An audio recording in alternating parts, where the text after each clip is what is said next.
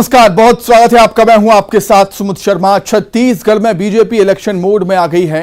Party में बड़े पैमाने पर फेरबदल के साथ मिशन 2023 की रणनीति जोर शोर से बनाई जा रही है। रायपुर में बीजेपी ने बड़ी बैठक कर इलेक्शन के साथ प्रदेश सरकार को घेरने की रणनीति भी बनाई है। बात आज इसी पर, पहले रिपोर्ट देखें। छत्तीसगढ़ में सियासी जमीन हासिल करने के लिए बीजेपी पूरा जोर लगा रही है। पार्टी में बैठकों बदलावों का दौर जारी है। प्रदेश के 13 जिला अध्यक्ष बदलने के बाद बीजेपी ने बड़ी बैठक की, जिसमें 2023 इलेक्शन की रणनीति बनाई गई। संभाग प्रभारियों, जिला प्रभारियों, जिला सह प्रभारियों की इस बैठक में पार्टी की आगामी कार्ययोजना और चुनाव की तैयारियों पर मंथन हुआ। प्रदेश अध्यक्ष का कहना है कि इस बैठक से संगठन के काम में तेजी आएगी। अभी पार्टी के संभाग प्रभारियों, जिला प्रभारियों, जिला सह प्रभारियों और विधानसभा प्रभारियों की महत्वपूर्ण बैठक आज संपन्न हुई है। इस बैठक में पार्टी की आगामी कार्य योजना, चुनाव की दृष्टि से तैयारियां, इन सब विषयों को लेकर विस्तार से चर्चा हुई है और किस तरह से हम आगे मतदान केंद्रों तक अपनी तैयारी करें, किस प्रकार से आगे की रणनीति हो, इन सारी बातों पर बातचीत करके आज ये कार्य योजना बनी है। और निश्चित रूप से आज की कार्य योजना के बाद हमारे नीचे स्तर तक संगठन के काम में चुनाव की दृष्टि से तैयारी में तेजी आएगी। बीजेपी इलेक्शन की रणनीति तो बना ही रही है, प्रदेश की सरकार को घेरने की भी तैयारी है। बैठक में इस पर भी मंथन हुआ। 11 तारीख को बीजेपी बिलासपुर में महतारी हुंकार रैली निकालेगी। प्रदेश अध्यक्ष का कहना है कि महिलाओं के खिलाफ अपराध, महिला स्व सहायता समूह की कर्ज माफी, शराबबंदी जैसे मुद्दों को लेकर बड़ा प्रदर्शन किया जाएगा। तो बड़ा कार्यक्रम हमने तय किया है 11 नवंबर को बिलासपुर में महतारी हुंकार रैली। जिस प्रकार से महिलाओं के ऊपर आज अपराध बढ़े हैं, अत्याचार बढ़ा है, जिस प्रकार से महिला स्व सहायता समूह के कर्ज माफी का वादा राज्य सरकार ने किया था, वो वादा पूरा नहीं किया है। महिला स्व सहायता समूह से काम छीनने का काम हुआ है। जिस प्रकार से शराबबंदी का वादा करके वो वादा पूरा नहीं हुआ है। ऐसे अनेक मुद्दों को लेकर एक बड़ा प्रदर्शन बिलासपुर में 11 नवंबर को होना है। उसकी भी तैयारियां हमारी जोर शोर से प्रारंभ हो रही है। आगे भी हम लगातार इन विषयों को लेकर काम करेंगे। बीजेपी संगठन में भी बड़ा बदलाव कर चुकी है। रायपुर सहित प्रदेश के 13 जिलों के अध्यक्ष बदल दिए गए। एक साथ इतने जिला अध्यक्ष बदला जाना ये संदेश है कि बीजेपी इलेक्शन मोड में आ गई है और संगठन को मजबूत करने के लिए, कार्यकर्ताओं में जोश भरने के लिए हर प्रयास कर रही है। देखना होगा कि ये कोशिशें बीजेपी को कितनी कामयाबी दिलाती हैं। Bureau report, news 18।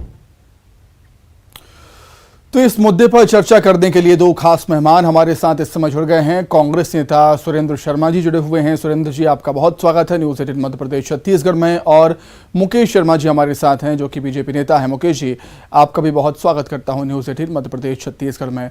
शुरुआत मुकेश जी आपसे ही मैं आज करूंगा।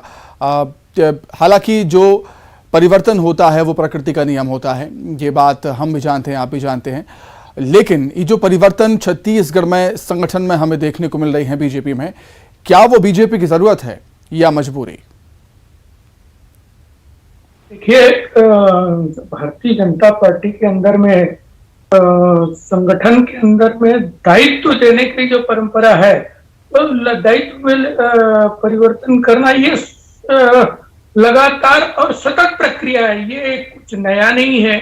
निश्चित रूप से अलग अलग दायित्वों में जो लोग आए हैं, नए लोग आए हैं, उनको लेके नई कार्य योजना बनाना और नई कार्य योजना के हिसाब से आगामी चुनाव को देखते हुए भी तैयारी करना, ये भी चला। लेकिन ये अभी नया हो गया, ये पहली बार हो गया ऐसी नहीं है।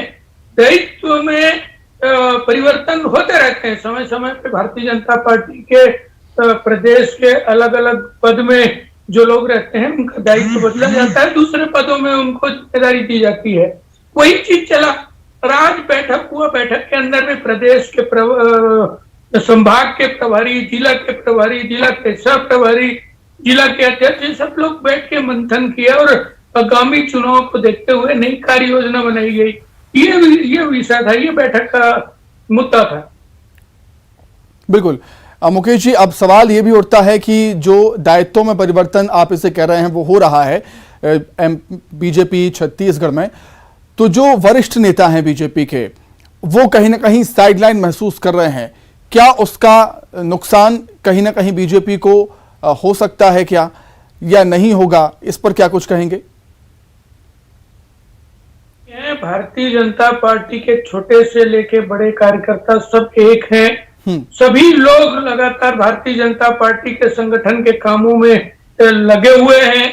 अनेक कार्यक्रमों में आप देखे होंगे, अनेक प्रदर्शनों में, अनेक जो आंदोलन है, ऐसे सभी कार्यक्रमों में सभी लोग, वरिष्ठ लोग, कनिष्ठ लोग और जितने भी पदाधिकारी हैं और जो नहीं है वो भी, सभी लोग एकजुट होके लगे हुए हैं। कहीं भी ऐसा नहीं है कि किसी को किनारे किया गया या किसी को दायित्व नहीं मिला, तो इसका मतलब ये नहीं है कि वो किनारे हो गए। उनका भी लगातार सहयोग और वो भी संगठन के साथ जुड़ के लगातार काम कर रहे हैं।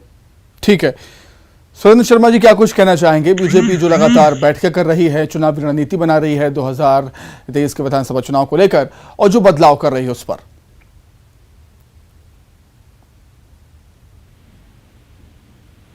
सुरेंद्र जी,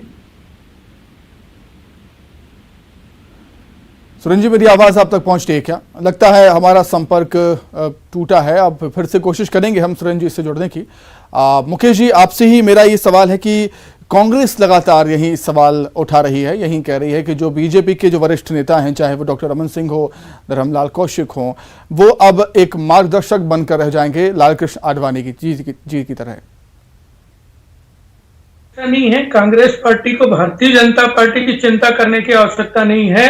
हम तो चिंता इस बात की कर रहे हैं कि इन्होंने जो घोषणा पत्र में दुनिया भर के लोक लुभावन घोषणा किए थे वो तो दूर, ये तो वो घोषणा को पूरा कर नहीं पाए। उसके अलावा जो छत्तीसगढ़ की स्थिति बनी है अभी, चाहे वो प्रशासनिक व्यवस्था की हो, चाहे वो यहाँ के सड़क के हो, चाहे यहाँ पे माने किसी भी मोर्चे में कोई भी वर्ग खुश नहीं है, किसी भी मोर्चे में सरकार सफल नहीं है। चाहे वो महिलाएं हो, युवा हो, ग्रामीण हो, मजदूर हो, सभी लोग अपने आप को ठगा महसूस कर रहे हैं। देखिए, यही कारण है कि भारतीय जनता पार्टी 11 तारीख को एक बड़ा महतारी हुंकार रैली बिलासपुर में निकालने जा रही है। तो ये सरकार जिन्होंने बहनों से वादा किया था, माताओं से ये वादा किया था कि छत्तीसगढ़ के अंदर में पूर्ण शराबबंदी हो जाएगी, वो मांग तो इन्होंने पूरा किया नहीं। उसके अलावा ये लगातार जो स्व सहायता समूह जिनके माध्यम से मिड डे मील बनता था, जो मिड डे मील में सहयोग करते थे, जो मिड डे मील का काम करते थे, उनसे उनका रोजगार छीन लिया गया। इनको कहां तो कर्ज माफी की बात किए थे। तो ये लगातार हर वर्ग के साथ, बहनों के साथ छलावा, युवाओं के साथ छलावा, युवाओं को बेरोजगारी भत्ता देने की बात करते हैं। कभी पता नहीं कौन से एजेंसी से ये डाटा लेके आ जाते हैं और ये कहते हैं कि छत्तीसगढ़ के अंदर में जीरो बेरोजगारी है, यहाँ कोई बेरोजगार है नहीं।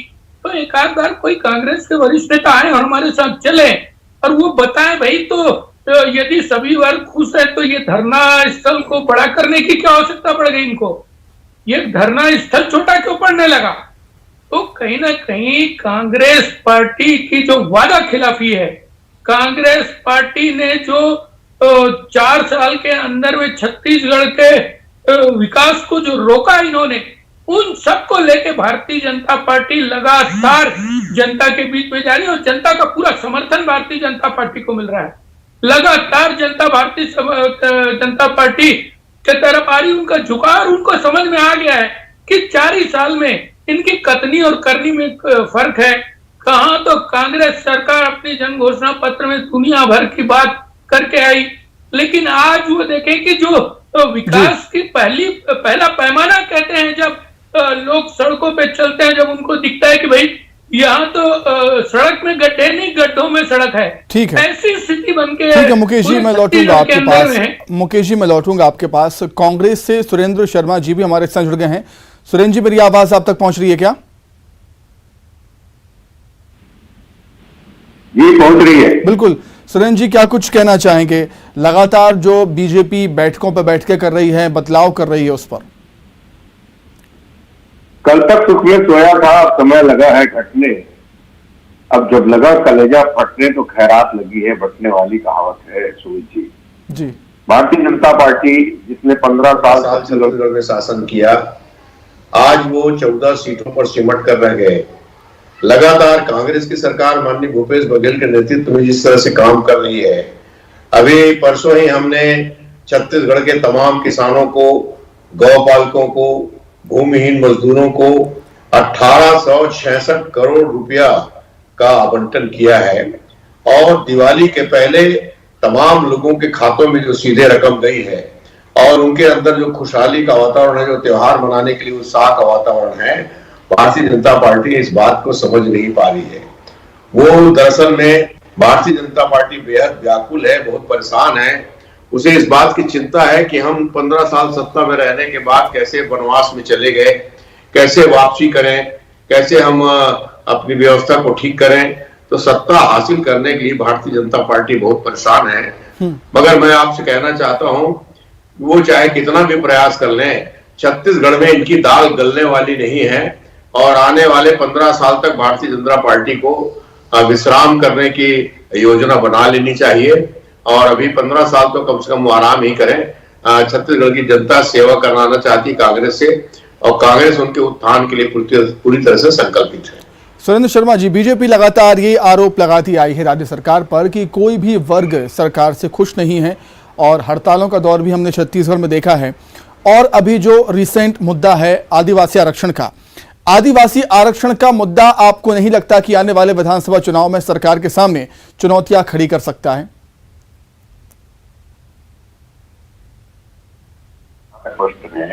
छत्तीसगढ़ की सरकार तो जनसंख्या के आधार पर आरक्षण देने की पक्षधर है और उन्होंने तो पिछड़ा वर्ग के लिए आरक्षण को बढ़ा करके 27% करने का काम किया। तो सरकार जो है, दरअसल इसमें तो गलती भारतीय जनता पार्टी की है ना। आदिवासी समाज इस बात को बहुत अच्छी तरह समझता है कि 2012 में आरक्षण लागू करने के बाद जो ननकी राम कंवर जी की कमेटी थी, उस रिपोर्ट को शामिल नहीं किया। जो एक प्रमुख सचिव के निर्देशन में जो एक कमेटी गठित की थी, उसके रिपोर्ट को भी शामिल नहीं किया और जिसके परिणाम स्वरूप हेड काउंट नहीं हुआ और आधार जो है 58% तक आरक्षण बढ़ाने का आधार जो है उसको पुष्ट नहीं किया जा सका। इस कारण ये समस्या पैदा हुई है। तो छत्तीसगढ़ के आदिवासी इस बात को बहुत अच्छी तरह समझते हैं कि कौन, वैसे अभी अगर देखा जाए तो पूरे देश में अनुसूचित जाति जनजाति को आरक्षण देने का काम किसने किया था? कांग्रेस पार्टी ने किया था, बाबा साहब भीमराव अम्बेडकर। ठीक है सुरेंद्र जी, मैं लौटूंगा आपके पास। मुकेश जी, आप ये कह रहे हैं कि छत्तीसगढ़ में, राज्य में कोई भी वर्ग खुश नहीं है, संतुष्ट नहीं है सरकार से, लेकिन अभी INSC वोटर्स ने सर्वे किया है और उस सर्वे में ये दावा हुआ है कि पूरे देश में जनता को खुश रखने में CM भूपेश बघेल अव्वल हैं। मुकेश जी, ये कौन सी एजेंसी ने, क्या पिछले बार इनकी एजेंसी, किसी एजेंसी ने इनको छत्तीसगढ़ के प्रदेश को जीरो बेरोजगार घोषित किया था?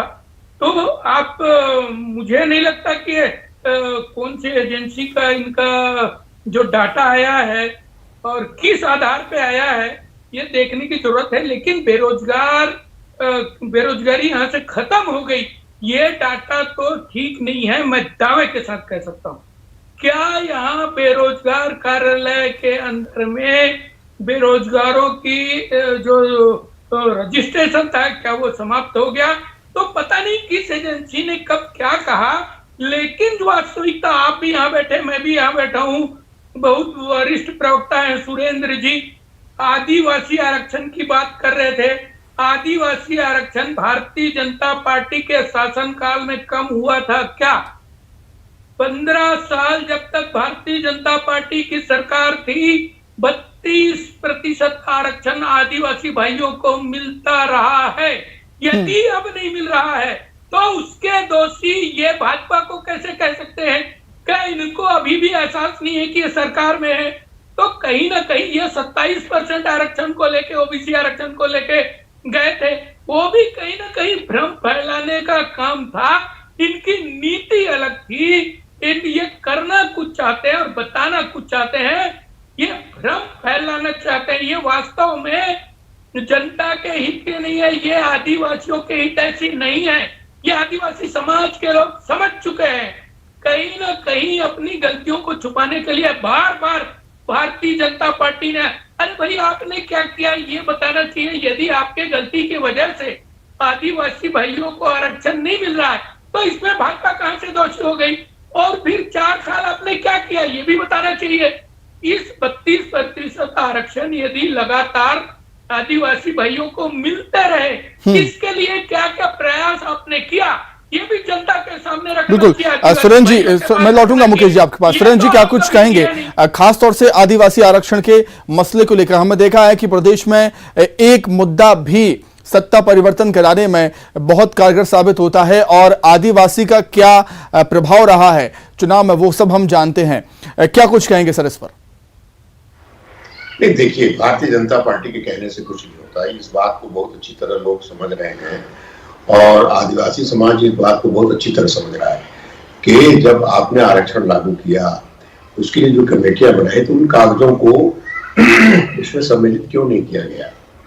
जो तथ्य प्रस्तुत किए जाने थे उन तथ्यों को प्रस्तुत न करने की वजह से, अच्छा वैसे भी आदिवासी समाज इतना पिछड़ा नहीं है जो इतना न समझ सके कि ये फैसला न्यायालय का है, जिसमें कांग्रेस सरकार की कोई गलती नहीं है। भारतीय जनता पार्टी ने जो न्यायालय के सामने जो पहली याचिका थी और जिस समय उनको सही तथ्य प्रस्तुत करना था उस तथ्य को प्रस्तुत करने में असफल रहे। बाद में कांग्रेस सरकार ने प्रयास, चलिए ठीक है, मुद्दे काफी हैं, चाहे वो बेरोजगारी हो, महंगाई हो, शराबबंदी हो या आदिवासी आरक्षण। और बदलाव भी बीजेपी काफी करती हुई नजर आ रही है, बैठकें भी हो रही हैं, लेकिन ये बैठक बदलाव कितना फायदा आने वाले समय में पहुंचाएगी ये तो आने वाला वक्त ही बताएगा। मुकेश जी बहुत धन्यवाद, सुरेंद्र जी बहुत धन्यवाद आपके जुड़ने के लिए और चर्चा में शामिल होने के लिए। आप दोनों का बहुत शुक्रिया। तो लगातार बदलाव हम देख रहे हैं, छत्तीसगढ़ में बीजेपी करती आ रही है। बड़े बड़े बदलाव हमने देखे हैं, 13 जिलों के अध्यक्ष भी बदल दिए गए हैं। बीजेपी की कोशिश यही है कि आने वाले विधानसभा चुनाव में संगठन को और मजबूत किया जाए, राज्य सरकार की जो नाकामियां हैं वो जनता तक पहुंचाई जाए। हमारे खास कार्यक्रम में इतना ही। नमस्कार।